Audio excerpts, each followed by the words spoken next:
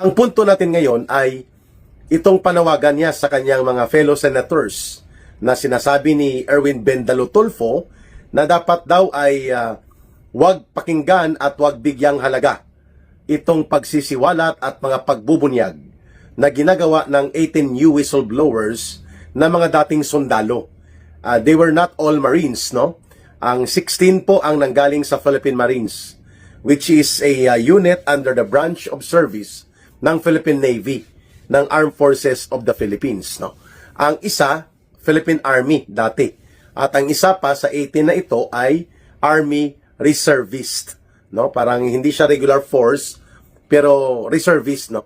Nagsisilbi din as reserve force sa Philippine Army. But they were all considered as the 18 brave new witnesses, or ang iba tinatawag sila na the 18 brave whistleblowers na mga dating sundalo. So ano po itong inilahad na naman nakabulastugan at palpak at sablay na pahayag ni Erwin Bendalo Tulfo? Sabi niya, wala tayong nakikita na bigat at halaga ng pagiging totoo sa mga salaysay na inilahad at inilalabas nito mga dating sundalo na ito na nagpapakilalang mga witnesses at whistleblowers. Kaya hindi dapat ito paniwalaan ng ating mga kapwa senador. Hello? Okay ka lang? Hindi pa nga kayo nag-iimbestiga diyan sa Senado. In fact, I think he is the vice chairperson of the Senate Blue Ribbon Committee. Itong si Erwin Bendalo Tulfo, siya po ay vice sa kay Panfilo Lacson bilang tagapangulo or chairperson ng Senate Blue Ribbon Committee. So ibig sabihin po, pareho ang kanilang paninindigan. Pareho po ang likaw ng bituka nila ni Ping Lacson at nila Tito Soto na putulin ang ano pamang pagkakataon at ilihis ang ano pamang pagkakaugnay ng mga salaysay na ito ng 18 new witnesses who were once a part of the security sector ng ating gobyerno nang sila ay mga aktibo pa noon sa Armed Forces of the Philippines at sila naman po ay napunta bilang mga detailed security staff and assistants to Saldico when Saldico was still a congressman at hinawakan niya ang mahigit 3 taon or almost 3 years sa Committee on Appropriations bilang inner circle sa sindikato nila Marcos at nila Romualdez. So itong si Bendalo Tulfo, atat na hindi niya mapigilan ang kanyang sobrang pagpapasipsip kay Marcos Jr. at kay Romualdez to the point na imbis na maging patas, maging bukas ang isipan at maging objective, no, na walang kinikilingan at papakinggan nila at idadaan sa proseso ng makatotohanang investigasyon ang mga nais ipahayag nitong mga former soldiers na ito na naging bahagi po ng mga basurero. Ito po yung reference term na ginagamit nila Saldico sa pagdi-deliver ng mga limpak-limpak, malimaleta, tuni-tunilada na salapi at mga kinulimbat na pera, tinatawag nilang basura. At ito mga detailed security staff and assistants ni Saldico ay tinatawag na mga basurero. So, kasi nga sila ay bahagi ng inner circle operations nila Ginoong Saldico at nila Marcos at nila Romualdez sa pagdi-deliver ng mga limpak-limpak, tuni-tunilada at mali-malitang mga pera. So hindi pa nagsisimula ang investigasyon ay wala na silang ganang mag-imbestiga pa. Itong si Erwin Bendalo Tulfo at ang kanyang kabarkada na si Ping Lacson, na kapareho po nila Tito Soto, sila po ay nag-aakto more on the form of being special agents of Malacanang rather than senators of the Republic of the Philippines. Kaya sablay po, wala sa hulog at hindi sa interes ng mamamayang Pilipino, ito ang binabanggit ni Erwin Bendalo Tulfo na panghihikayat sa kanyang mga kasamahang mga senador na wag daw tangkilikin, wag daw bigyang halaga o pansinin pa itong testimonya ng 18 new witnesses. Hinggil po sa kanilang pagdudugtong ng salaysay doon sa mga naunang pahayag ng kanilang kasama na si Sergeant Gutesa na bigla na lang pong nawala, no? Bigla na lang itong hindi na mahagilap at may mga balita na ito ay pinagapang na nila Martin Tambaluslos upang hindi na makapagsisiwalat pa ng mga nalalaman niya hinggil sa operations ng mali-malita, tunit-tuniladang limpak-limpak na mga salapi na pinagdi-deliver sa kanila. But Gutesa was only there around 3 weeks lang ang kanyang participation. Simula po ng huling bahagi ng November 2025 hanggang huling bahagi po ng December or 2024 rather, hanggang sa huling bahagi ng December 2024. Yun po ang kaniyang mga participation, mga kababayan, nito ni Ginoong Sergeant Marine Sergeant Gutesa. Pero itong mga nagsiwalat ng karagdagan na nagbubuo ng kwento ng mga salaysay din sa video na inirelease ni Ginoong Saldico at doon po sa mga snippets o mga sipi ng salaysay ni Sergeant Gutesa, nagdudugtong at tumutugma ang mga pangyayari, ang lugar, no, halimbawa Aguado Street. Ito ay nasa Malacanang Complex Compound. Malapit po ito sa Office of the President at dyan po ang nagsisilbing parang war room o ito po ang nagmi-meeting-meeting. Sila Romualdez noon at ginawa niyang opisina ito, kasama po sila Marcos dyan at ang mga senatorial candidates nila noong May 2025 elections at pati po ang mga taga-COMELEC. At makailang beses nag-deliver sa Aguado Street na binanggit din po yan ni Sergeant Gutesa before po siya nawala at hindi na nakakapagtistigo sa Senate Blue Ribbon Committee hearing, ay binabanggit na rin po ngayon ng 18 na mga new whistleblowers na ito. Subalit para kay Bendalo Tulfo, walang kabuluhan ito. Walang kabuluhan ha. Hindi mo nga binubuksan sa investigasyon at malinaw naman po na gusto ninyong durugin at putulin ang opportunity and venue kung saan sila ay makapagsalaysay at makapaglalahad ng kanilang mga kwento. Hindi pa nga kayo nagsisimula Nagdideklara na si Ping Lacson na magulo. Walang patutunguhan daw kung include ito sa Senate investigation sa Senate Blue Ribbon Committee at hindi lang naman daw ito magulo lang kundi circus. Kasi kailangan pa daw nilang busisiin kung ano-anong mga ebidensya ang hawak ng mga naturang 18 whistleblowers. My goodness, mga kababayan. Hindi pa nagsisimula ang malinaw na pag-iimbestiga. Ang nakikita ni Ping Lacson at nila Bendalo Tulfo na kanyang kasabwat ay ang mga bagay na negatibo na hindi pa nangyayari. And in fact, malinaw naman po na ang 18 Marines nito ay nagpapahayag, or 18 former soldiers rather, na sila ay handang magpasailalim sa investigasyon at paglilinaw ng kanilang mga salaysay, lalo na po sa Senate Blue Ribbon Committee or even sa Senate Committee of the Whole, kung saan po ang Senado can be converted into an investigation body.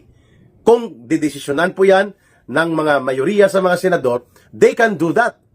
Pero hindi nila ginagawa dahil alam po natin, mga kababayan, that the criminal trails will lead to Marcos and Romualdez as the real masterminds and main principal conspirators kung bakit naganap po ang malawakang pandarambong at sistematikong pangungurakot sa kaban ng bayan that only in the aspect of flood control projects umaabot po sa 1.4 trillion pesos ang nawala, kinulimbat, dinurubo sa panahon ni Marcos at Romualdez in the last 3 budget cycles. At yan po ay nais patutuhanan, nais pong bigyan ng detalye ng mga 18 former soldiers na ito na ngayon ay handa na at nagsimula na maging witnesses and whistleblowers. Subalit po, nananawagan pa itong kulukoy na Erwin Bendalo Tulfo, wala yan. Huwag niyong patulan, mga kapwa ko senador, dahil yan ay isang bahagi ng isang grand design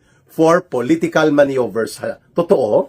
Hindi ba ang nagme-maintain ng troll farms, ng mga keyboard warriors, ng mga tagapaghahasik, ng lagim ng disinformation, misinformation, fake news? Di po ba ang Malacanang ang may hawak nito?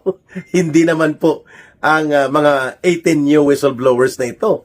O bakit, Erwin Bendalo Tulfo, ikaw ay takot na magkaroon ng revelations tungkol sa mga nalalaman nila sa operations ng mga delivery na ito? Delivery sa bahay ni Marcos Jr., dyan po sa may Forbes Park.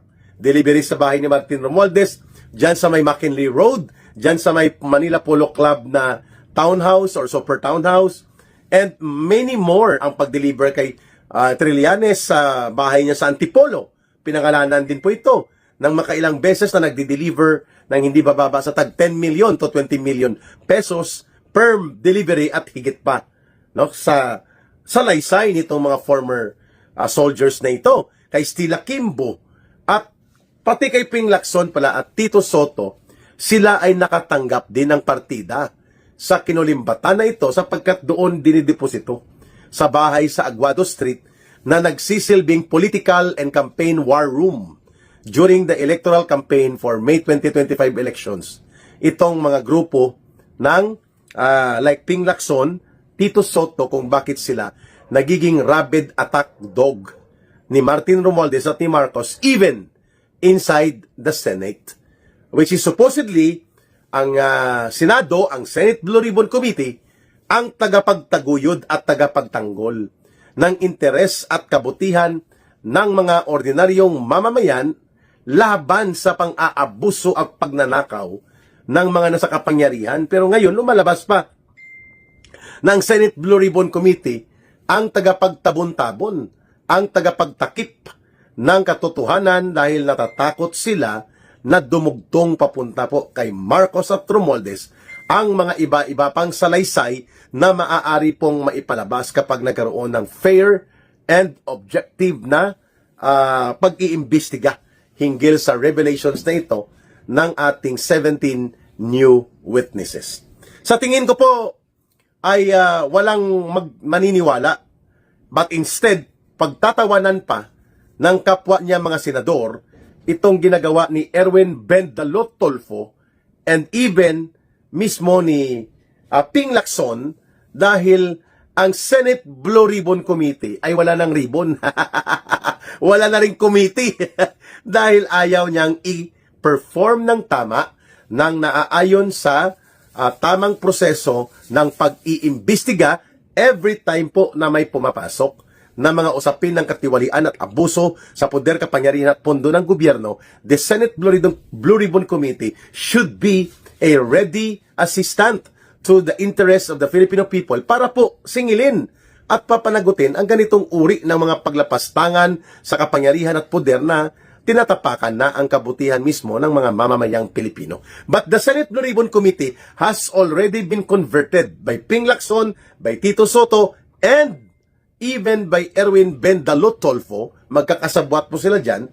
The Senate Blue Ribbon Committee ay parang wala na po talagang saysay, wala ng kabuluhan, wala ng significance, sapagkat ang mga whistleblowers, ang mga testigo, ang mga nagbibigay ng salaysay laban po dito kina Marcos at kina Romualdez, pinag-iinitan nang sa ganun po hindi sila makakapagbigay ng buwelo na mga salaysay nila.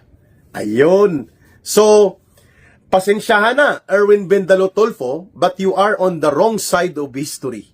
Kapareho po ni Ping Lacson, you will go down to the memory lane of our historical account ng ating mga kababayang mga Pilipino na may mga tulfo kagaya ni Erwin Bendalot Tolfo na naging bahagi po ng isang proseso na sinasalaula at the same time being exploited to the narrow political interest ng kanilang principal na si Marcos at Romualdez, ang kapangyarihan sana ng Senado, partikular pa ang Senate Blue Ribbon Committee. Well, what can you expect for a senator who happens to be voted into office dahil sa araw-araw nakikita po sila sa social media at sa mga television program nila at nagagamit nila itong sentimiento ng mga ordinaryong Pilipino, ng mga masa para makakuha sila ng kanilang mga political support at boto sa eleksyon kahit pa na hindi naman talaga sila hinog kagaya ni Rapi Tulfo at nitong Erwin Tulfo